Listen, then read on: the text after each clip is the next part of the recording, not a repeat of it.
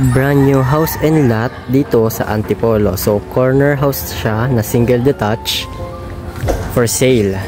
Ang sukat ng lote is 152 at ang floor area is 102 square meter. Ayan. So tahimik dito sa lugar, mapuno. Ayan. So ayan po yung kapaligiran niya. Ayan. Single detached. So papasukin natin.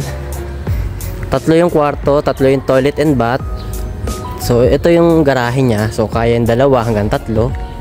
Yan, may sidewalk dito sa gilid. And then meron tayo ditong pathwalk. At ito is meron tayong natural soil. So pwede tayo magtanim. So tignan muna natin yung paligid ng bahay. So ito, actually kasya rin dito yung sasakyan yung mga maliliit. Puntahan natin yung likod. Yan, may bakod na yan kung nakikita nyo. So ito yung likod ng bahay. So malawak. Yan, pwede ka nga maglagay ng swimming pool dito eh. Yan. So iikutin lang natin yung bahay bago tayo pumasok.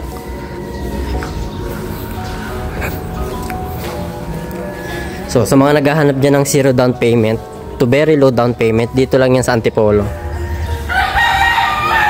So, pasukin na natin.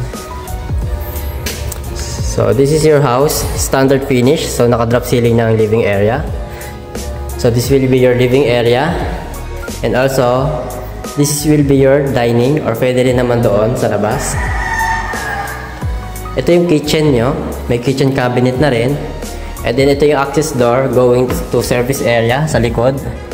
Yan, hanggang dun sa garahe. Siyempre, dito yung toilet and bath niya. Yan, complete fixtures tayo sa toilet and bath. Ngayon, nakakit tayo. So, ito is yung lanay niya, sliding door to. Okay, sliding door. Yan.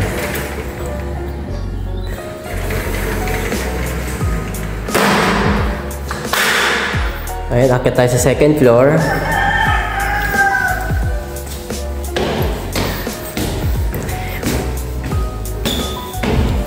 Unang-unang mapapansin natin sa second floor is itong terrace dahil kapansin-pansin din siya sa labas. So itong terrace is common sa lahat. So if ever na may mga party kayo or event, pwede dito. Yan, ganyan siya kalawak. Yan, pag may mga events kayo, pwede dito, mga bisita. And then lahat ng family members, pwede rin dito kasi common naman siya. So punta natin yung bedroom 1. Ito yung bedroom 1. Ayan. May mga outlet na yan for AC. Sumunod sa kanya is itong common toilet and bath para sa 2 kwarto. At ito naman yung bedroom 2. Ayan. Kung napapansin nyo, 2 yung ventilation or yung pinakabintana nitong bedroom 2. At syempre, dito sa unahan ang master's bedroom. Ayan. Naka-drop ceiling na. Ang master's bedroom natin ay may sariling toilet and bath. So, ang mga kwarto natin, kama na lang, tsaka cabinet na lang ang ilalagay nyo. Yan. So, bababa na tayo. So, single detached siya, tas corner pa. So, kaya ng 2 hanggang 3 garahe sa labas. Or kung may bisita ka, pwede rin sa labas. Yan. 0 down payment to low down payment. So, sa lahat ng gusto mag-viewing or magpa-tripping, inquire lang, mag-message lang kayo sa amin. And then please don't forget to like, share, and subscribe to our YouTube channel para updated kayo sa mga bagong upload na videos namin. So, ito yung bahay. Yan, napaka-aesthetic yung dating niya, no?